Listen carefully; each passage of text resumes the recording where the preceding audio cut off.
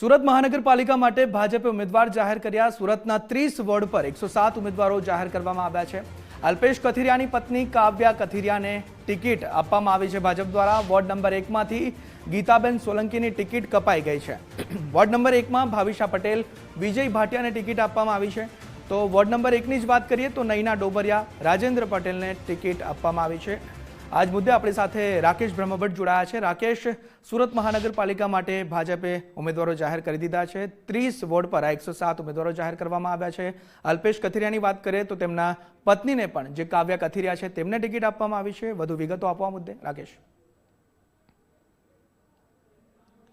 બિલકુલ, જે પ્રમાણે અલગ અલગ બેઠકો માટે ઉમેદવારોના નામની જાહેરાત કરવામાં આવી છે તેમાં જ્ઞાતિગત સમીકરણોને પણ ધ્યાનમાં રાખવામાં આવ્યા છે। તદુપરાંત જે પાટીદાર ગણાતા જે ગઢ વિસ્તારની અંદર પાસ થતાના હાલના ભાજપ નેતા એવા અલ્પેશ કથિરિયાના પત્ની કાવ્યા કથિરિયાને પણ છે તે હાલ ટિકિટની ફાળવણી કરવામાં આવી છે।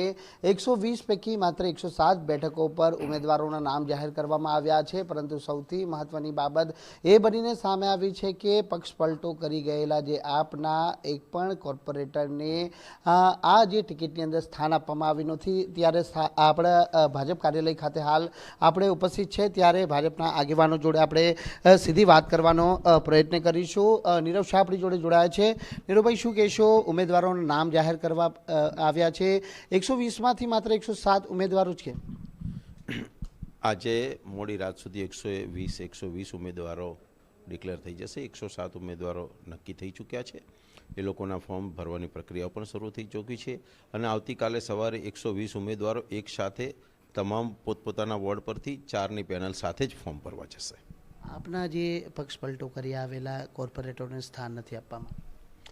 દેખો, એ પાર્ટીનો પાર્લામેન્ટરી બોર્ડનો નિર્ણય છે। પ્રદેશ કક્ષાએથી આ નિર્ણયો લેવાતા હોય છે અને અનેક પ્રકારની કોઈ પોલિસી બનતી હોય છે કે કેટલી પોલિસીઓના ધ્યાન પર રાખીને, મુદ્દાઓના ધ્યાન પર રાખીને પાર્ટી ટિકિટ આપતી હોય છે અને પાર્ટીએ નક્કી કરેલા કેટલાક નિયમોના આધાર પર આ ટિકિટો આજે અપાઈ છે। કયા સમીકરણોને ધ્યાનમાં રાખીને આજે આ જે ઉમેદવારોના નામ જાહેર કરાયા છે અને કેટલા નવા ચહેરા અને જૂના જોગીઓના પત્તા કપાયા છે? લગભગ સુરતની આ જે 30 વર્ષની જે અમારી વિકાસની યાત્રા છે, એ યાત્રાને આગળ ધપાવી શકે અને જીત હાંસલ કરી શકે તેવા ચહેરાઓ અમે જોતા હોઈએ છીએ અને તે ધ્યાન પર લઈને પ્રદેશે નિર્ણય કર્યો છે અને એવા મિત્રોને અત્યારે રણ મેદાનમાં ઉતાર્યા છે અને જેમની પાસે આગામી સૂઝબૂઝ હોય, આ વિકાસને હજી વધુ આગળ વંથપી યાત્રા પર આગળ લઈ જતા હોય અને એક સારા અને લોંગ વિઝન સાથે આ સુરતને હજી વૈશ્વિક કક્ષાનું સુરત બનાવવા માટેના જે કંઈ કડીઓ ખૂટતી હોય તે ખૂટતી કડીઓ પૂર્ણ કરી શકે તેવા સક્ષમ ઉમેદવારોને ઉતારવાનો અમે પ્રયત્ન કર્યો છે।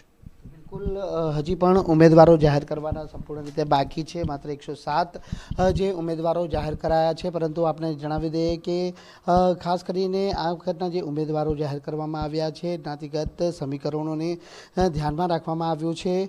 મહત્વપૂર્ણ બાબત એ પણ છે કે વોર્ડ નંબર 12માં મૂળ સુરતી સ્થાનિક લોકોની અવગણના થઈ છે અને વોર્ડ નંબર 12માં 3 પાટીદારોને ટિકિટ ફાળવતા સ્થાનિકોમાં નારાજગી પણ છે। ત્યારે વિવાદોમાં રહેલા અનેક લોકોના પત્તા કપાયા હોવાનું પણ હાલ જાણવા મળી રહ્યું છે। ખાસ કરીને પૂર્વ કોર્પોરેટર નરેન્દ્ર પાંડવનું જે પત્તું કપાયું છે। આપણે જણાવી દઈએ કે નરેન્દ્ર પાંડવ એ છે તે અનેકો વિવાદમાં છે તે ચાલી આવ્યા હતા અને તેઓની ટિકિટ પણ હાલ કપાણી છે। ત્યારે હાલ હવે જે ઉમેદવારોના નામ જાહેર કરી દેવામાં આવ્યા છે, ત્યારે ભાજપ કાર્યાલય ખાતેથી હાલ જે ફોર્મ ભરવાની પ્રક્રિયા છે તે શરૂ કરી દેવામાં આવી છે। એટલે આવતીકાલે સવારે શુભ મુહૂર્તની અંદર જે અલગ અલગ કાર્યાલયો ખાતેથી સીધા જે ઉમેદવારો છે તે રંગે ચંગે જે પોતાના ઉમેદવારી એટલે કે નામાંકન પત્ર છે તે ચૂંટણી અધિકારી સમક્ષ ભરવા જવાના છે। જી, અહીં વધુ એક મુદ્દો હું તમને એ કહીશ કે ભાજપે જે પોતાના માપદંડો રજૂ કર્યા હતા, તો સુરત મહાનગરપાલિકાની યાદી માટે ભાજપના માપદંડો કઈ રીતે ખરા ઉતર્યા છે? જે ભાજપ દ્વારા ટિકિટ માટે જે માપદંડો નક્કી કરવામાં આવ્યા હતા, તો યાદી જોઈને એવું લાગે છે કે જૂના જોગીઓના પત્તા કાપવામાં આવ્યા છે અને નવા ચહેરાઓને વધુ તક આપવામાં આવી છે? બિલકુલથી ખાસ કરીને આજની જે ઉમેદવારોની યાદી જાહેર કરવામાં આવી છે તેમાં નવા ચહેરાઓને ચોક્કસથી સ્થાન મળ્યું છે. જે 3 ટર્મ થઈ ગયા છે તે કોર્પોરેટરોના જે છે તે આ ઉમેદવારોની યાદીમાં સ્થાન આપવામાં આવ્યું નથી. એટલે આ તમામ લોકોના છે તે પત્તા છે તે કપાયા છે. એટલે મહત્વની બાબત બનીને એ સામે આવી છે કે જે ક્રાઇટેરિયા નક્કી કરવામાં આવ્યો હતો તે ક્રાઇટેરિયા મુજબ જ ભાજપ દ્વારા આ ટિકિટની જે ફાળવણી છે તે ઉમેદવારોને કરવામાં આવી છે.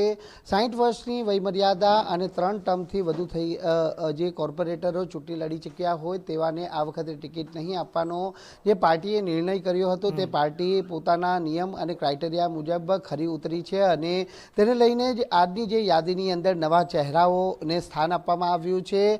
જે 2 ટર્મ જે ચૂંટણી લડ્યા હતા તેવા કોર્પોરેટરોને પણ સ્થાન આપવામાં આવ્યું છે. એટલે આ તમામ ઉમેદવારો હવે છે તે ચૂંટણી મેદાનમાં ઉતરવાના છે. પરંતુ આપમાંથી પક્ષ પલટો કરી ગયેલા જે 6 થી વધુ જે કોર્પોરેટરો હતા તે કોર્પોરેટરોને ક્યાંક આ વખતે ચૂંટણી લડવી નહીં મળે, કારણ કે તેઓને હાલ છે તે પક્ષમાંથી કોઈ પણ સ્થાન આપવામાં આવ્યું નથી.